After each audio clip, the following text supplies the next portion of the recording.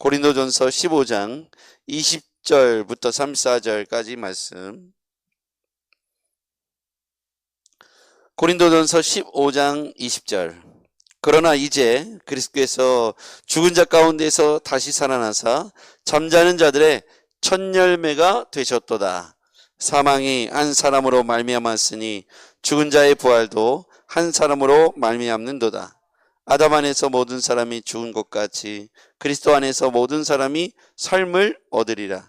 그러나 각각 자기 차례대로 되리니 먼저는 첫 열매인 그리스도요, 다음에는 그가 강림하실 때에 그리스도에게 속한 자요, 그 후에는 마지막이니 그가 모든 통치와 모든 권세와 능력을 멸하시고 나라를 아버지 하나님께 바칠 때라. 모든 원수를 그 발 아래에 둘 때까지 반드시 왕노릇 하시리니 맨 나중에 멸망받을 원수는 사망이니라. 만물을 그의 발 아래에 두셨다 하셨으니 만물을 아래에 둔다 말씀하실 때에 만물을 그의 아래에 두시니가 그 중에 들지 아니한 것이 분명하도다. 만물을 그에게 복종하게 하실 때에는 아들 자신도 그때 만물을 자기에게 복종하신 이에게 복종하게 되리니 이는 하나님이 만유의 주로서 만유 안에 계시려 하심이라. 만일 죽은 자들이 도무지 다시 살아나지 못하면 죽은 자들을 위하여 침례를 받는 자들이 무엇을 하겠느냐? 어찌하여 그들을 위하여 침례를 받느냐? 또 어찌하여 우리가 언제나 위험을 무릅쓰리요? 형제들아, 내가 그리스도 예수 우리 주 안에서 가진 바 너희에 대한 나의 자랑을 두고 단언하노니 나는 날마다 죽노라. 내가 사람의 방법으로 에베소의 맹수와 더불어 싸웠다면 내게 무슨 유익이 있으리요? 죽은 자가 다시 살아나지 못한다면 내일 죽을 터이니 먹고 마시자 하리라. 속지 말라. 하나님 악한 동무들은 선한 행실을 더럽히나니 함께요. 깨어 의를 행하고 죄를 짓지 말라. 하나님을 알지 못하는 자가 있기로 내가 너희를 부끄럽게 하기 위하여 말하노라. 아멘.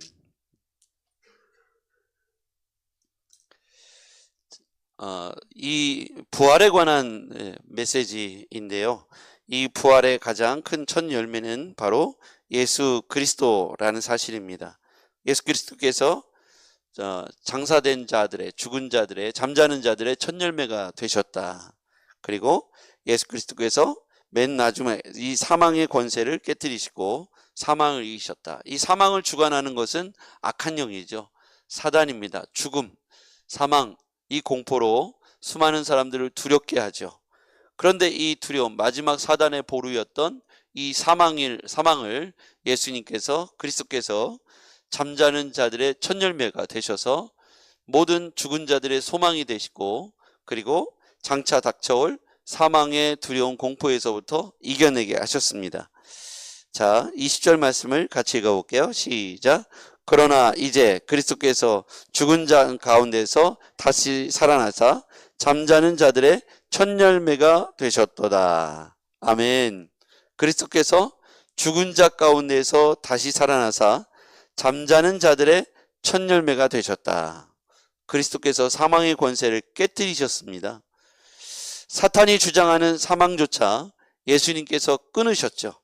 그리고 생명을 불어 넣어 주셨습니다. 사망의 공포가 부활의 산소망으로 바뀌어지게 되었다는 거예요.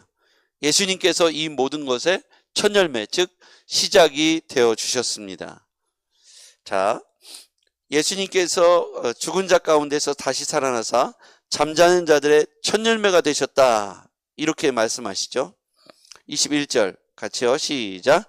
사망이 한 사람으로 말미암았으니 죽은 자의 부활도 한 사람으로 말미암는도다. 사망이 한 사람으로 말미암았으니 죽은 자의 부활도 한 사람으로 말미암았다. 바로 예수 그리스도이죠. 아담 안에서 모든 사람이 죽은 것 같이 그리스도 안에서 모든 사람이 삶을 얻으리라. 그리스도 안에서라는 말이 키워드입니다. 동그라미 쳐보시죠. 그리스도 안에서. 여러분, 사망의 권세를 깨뜨릴 수 있는 유일한 길은 그리스도 안에 들어오는 것이 바로 사망의 권세를 깨뜨리는 방법입니다. 사망의 권세를 깨뜨렸다는 건 뭐냐면 사탄이 죽음과 두려움과 공포로 인간을 괴롭혔다면 이 사망의 고통을 이겨낼 수 있는 유일한 길은 그리스도께로 나아가면 이제는 죽음과 두려움과 공포가 아니라 부활의 산 소망을 얻게 됐다는 것이죠. 더 이상 사망이 그리스도인들을 올가맬 수 없게 됐다는 것입니다. 이 얘기를 조금 더 편하게 얘기해 보면 우리가 믿는 자든 믿지 않는 자든 과거에 그리스도 밖에 있을 때에는 사망이 두려움의 대상이었잖아요. 죽는다는 것을 생각할 때 우리 어렸을 때 이것이 무서워서 울기도 하고 잠자다가 가위에 눌리기도 하고 죽음이라는 것을 좀 동떨어지게 생각하다가 어느 날 가까이에 이 죽음이 와 있다고 생각할 때 느끼는 첫 번째 감정은 소망이 아니라 두려움이었지 않습니까? 그런데 어느 날 우리가 복음과 진리를 깨닫고 내가 하나님의 자녀가 되고 그리스도 안으로 들어왔을 때 이 두려움과 이 공포의 감정이 소망의 감정으로, 즉 천국 소망으로 바뀌어졌을 때 우리 안에 두려움과 공포가 거치고 천국을 소망하게 되고 또 영원한 가치, 천국에 대해서 우리가 그 의미를 생각하게 되지 않습니까? 장례식을 우리는 참 많이 갑니다. 그런데 장례식을 진행할 때 제사상을 차려놓고 절을 하는 장례식장도 우리가 피치 못하게 갈 때가 있는데요. 사망의 어두움이 향내와 같이 그 안에 믿게 이 두려움 그리고 아쉬움, 공포 이런 감정으로 밑갈려 있다는 사실을 느끼게 돼요. 그런데 찬송가가 틀어있고 국화를 헌화하고 말씀이 나오고 또 천국 소망이 유가족들에게 있다면 얼굴빛부터 다르지 않습니까? 그들은 오히려 천국을 환송하고 있다는 사실을 보게 돼요. 그래서 장례식 일정 가운데 보면 오히려 웃음이 있고 서로 천국에 대한 소망을 말하고 예배 내내 소망을 또 산 소망이신 예수 그리스도를 따라 우리도 천국에 갈 수 있다는 사실로 장례 일정이 어두움이 아니라 아쉬움과 또 안타까움은 있으나 어두움이 지배하는 것이 아니라 희망과 소망이 이 장례식 일정 가운데 이렇게 밝게 만드는 것을 보게 돼요. 그래서 우리는 이 장례의 주관자가 이 어둠의 악한 영이 유가족들에게 두려움과 공포로 올가매는 것이 아니라 그리스도 안에서 부활의 산 소망을 가지고 천국 소망을 가지고 장례를 치르고 있다면 그 안에 있는 공기는 소망의 공기로 바뀌어지게 되는 것이죠. 마찬가지입니다. 우리가 신앙생활하면서 부활의 산 소망을 가지고 신앙생활하는 사람과 어두움 안에서 사단이 죽음의 공포로 늘 우리를 올가매고 있는 사람들, 그렇게 하면서도 신앙생활하는 사람들 사이가에서 보면 많은 차이가 있다는 것이죠. 그 다음에 볼게요. 23절. 그러나 각각 자기 차례대로 되리니 먼저는 첫 열매인 그리스도요, 다음에는 그가 강림하실 때에 그리스도에게 속한 자요. 부활의 순서에 대해서 말하고 있습니다. 각각 차례가 있다는 거예요. 그런데 이 부활의 순서 가운데 첫 열매인 그리스도가 제일 첫 번째고요, 두 번째는 그리스도에게 속한 자라는 것이죠. 여기에서 보면 핵심 키워드가 그리스도에게 속한 자입니다. 부활의 산 소망은 그리스도 안에 그리스도에게 속한 자에게 주어지는 축복입니다. 그래서 부활의 소망은 아무나 가는 것이 아니고 감히 상상할 수 없는 일이잖아요. 죽은 자가 부활한다, 다시 살아난다. 이렇게 생각할 때 당시의 영지주의자들은 육체의 부활을 거부했지 않습니까? 육체는 악한 것이고 깨끗하지 못한 것인데 영혼이 이 육체 안에 다시 들어오는 것은, 즉 부활한다는 것은 고통스러운 감옥에 다시 갇히는 것이다라고 생각했던 시대였습니다. 그래서 고린도 교회 안에서도 부활에 관하여 거절하고 거부하고 부활을 부인하는 사람들이 있었다는 거예요. 그래서 사도 바울이 이 부활에 관해서 논쟁을 그치게 하기 위하여 이 본문을 쓴 것이죠. 부활의 첫 열매는 예수 그리스도이고요, 두 번째는 그리스도에게 속한 자, 우리입니다. 그것을 주관하시고 통치하시는 분은 전능하신 하나님이시죠. 자, 그 밑으로 가면요. 24절의 말씀을 같이 읽어볼게요. 시작.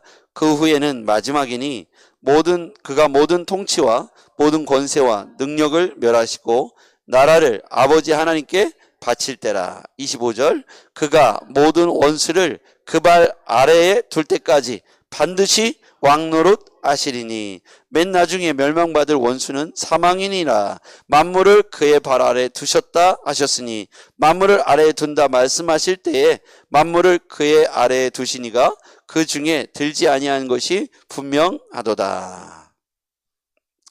만물을 그 발 아래에 두셨다. 맨 나중에 멸망받을 원수는 사망이다.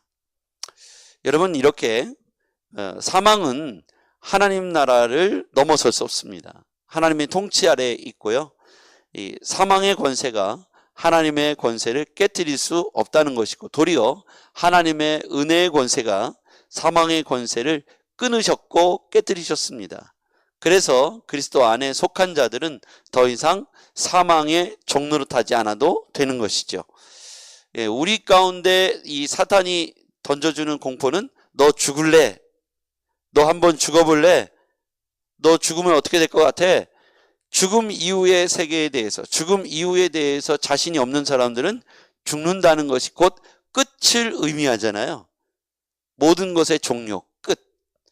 그러나 그리스도 안에 들어온 사람들은 그 죽음이라는 것이, 육체의 죽음이라는 것이 끝이 아니라 소망, 부활의 소망으로 이어진다는 것을 알 수가 있고 영원한 천국으로 이어진다는 것을 알 수가 있기 때문에 만물을 그 발 아래 복종케 하셨다.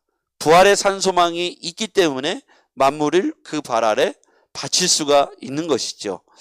그래서 우리의 삶도 마찬가지예요. 우리의 삶이 딱 단절되고 끝나는 것이 아니라 우리가 그리스도 안에 들어온 그리스도의 자녀가 된 우리는 그의 통치 아래서 지금으로부터 영원한, 이제 끝이 아닌 영원한 천국의 산 소망, 그리고 죽은 자의 부활에까지 우리가 참여할 수 있다는 부활의 산 소망을 가지고 죽음도 우리를 막아설 수 없고 죽음도 우리를 단절, 끊을 수 없는 은혜 안에 살기를 주의 이름으로 축복합니다. 사람들이 장래가 다르고 신자들의 장래가 다르고 신자들의 삶의 기준과 가치관이 다른 것은 부활이라고 하는 신앙 고백을 빼버리면 그것은 이 세상 사람들과 무엇이 다르겠습니까? 우리의 사는 것이 이 세상뿐이면 우리가 가장 불쌍한 자라고 말하고 있어요. 자, 사도 바울은 어떻게 살았습니까? 29절. 부활의 산 소망을 가지고 사도로서 고난을 감당하고 살았던 것이죠. 만일 죽은 자들이 도무지 다시 살아나지 못하면, 즉 부활이 없다고 말하면 죽은 자들을 위하여 침례를 받는 자들이 무엇을 하겠느냐? 어찌하여 그들을 위하여 침례를 받느냐? 또 어찌하여 우리가 언제나 위험을 무릅쓰리요? 부활이 없다면 우리가 언제나 위험을 무릅쓰는 것이 무익하다는 것이고, 형제들아, 내가 그리스도 예수 우리 주 안에서 가진 바 너희에게 대한 나의 자랑을 두고 단언하느니 나는 날마다 죽노라. 부활의 산 소망이 있기 때문에 나는 나의 모든 그 삶의 배경, 자랑할 만한 것들을 나는 날마다 죽인다는 거예요. 부활의 산 소망 앞에 나의 스펙, 나의 자랑, 나의 갖고 있는 것들을 날마다 죽인다는 거예요. 부활의 산 소망 앞에 이 모든 것들이 그것보다 우월하지 않기 때문에 나는 날마다 내 욕심, 나의 자랑, 나의 면류관을 그 부활의 산 소망 앞에 다 죽인다고 고백하고 있어요. 자신을 낮추고 복종케 하는 행위를 날마다 죽노라 라고 말하고 있습니다. 그 다음에요, 32절. 내가 사람의 방법으로 에베소에서 맹수와 더불어 싸웠다면 내게 무슨 유익이 있으리요? 죽은 자가 다시 살아나지 못한다면 내일 죽을 터이니 차라리 먹고 마시자, 그게 낫다. 부활의 산 소망이 없다면 내가 오늘 죽음을 무릅쓰고 사도로서 복음 전하기 위하여 맹수와 싸우는 그 일이 얼마나 어리석은 것이냐. 부활이 없다면 내가 죽음을 무릅쓰고 복음을 전하는 모든 일들이 무익한 것이니 차라리 오늘 먹고 마시자, 이게 더 합당한 것이다. 그러나 나는 부활의 산소망을 갖고 살아가니 오늘 내가 참고 견디고 그것들을 이겨내고 다시 해보려고 하고 나의 목숨까지도 아깝지 않게 내어줄 수 있는 것은 내가 죽으나 아주 죽지 아니하고 내가 오늘 죽어도 부활에 참여할 걸 믿으니 나는 두려움이 없다. 그러므로 그리스도 안에서 부활의 산소망을 가지고 사는 것이 얼마나 복된가. 부활의 산소망이 없다고 말하는 자들에게 바울 사도는 이와 같이 설명하고 있고 논쟁을 그치도록 말하고 있는 것이죠. 지금 우리도 마찬가지입니다. 우리가 하고 있는 것이 부활의 소망이 없다면, 죽은 자의 부활이 없다면 우리가 하고 있는 것이 헛것이라는 거예요. 믿음도 헛것이요, 우리가 받은 침례도 헛것이요, 오늘 시간을 아끼고 물질을 아껴서 하나님께 드리고 헌신한 것도 다 헛것이요, 우리가 전하는 복음도 위증하는 것이요, 거짓 증인으로 살아가는 것이죠. 가장 불쌍한 자가 바울 자신이라는 거예요. 죽음의 공포를 다 뛰어넘어 생사를 내려놓고 하나님 나라의 일꾼으로서 쓰임받은 자기 자신이 제일 불쌍한 자라고 부활의 산소명이 없다면 그렇다는 것이죠. 그러나 확신하노니 부활은 죽은 자의 부활과 함께 영원한 부활에 참여할 것을 믿으니 자기의 이 고백이 헛되지 않다는 사실을 고백하면서 그 신앙 공동체 초대교회 고린도교회에게 소망과 희망을 다른 것에 두지 않고 세상에 두지 않고 부활의 예수 그리스도께 부활에 참여하는 것으로 산 소망을 삼으라고 권면하고 있습니다. 여러분, 차라리 부활이 없다면 쾌락에 빠져 사는 저 사람들이 차라리 낫다고 말하는 것처럼 부활의 산 소망 없이 알맹이 없이 신앙생활 한다면 우린 껍데기만 가지고 신앙생활 하는 것이죠. 그러므로 이 부활 신앙을, 부활 복음을 다시 한번 무장할 수 있는 우리가 되기를 바랍니다. 기도하겠습니다. 전능하신 아버지 하나님, 감사합니다. 부활의 산 소망 없이 살아가는 모든 이들에게 오늘 사도 바울이 차라리 부활이 없다면 세상에서 쾌락을 쫓는 저들이 차라리 나은 것이 아니냐라고 권면하고 있습니다. 부활의 산 소망 없이 껍데기로 신앙생활하지 않게 하시고 부활 신앙, 부활 복음을 가지고 오늘 사망의 공포조차도 뛰어넘어 그리스도 안에서 승리하는 우리들이 되게 하여 주시옵소서. 예수님의 이름으로 기도했습니다. 아멘.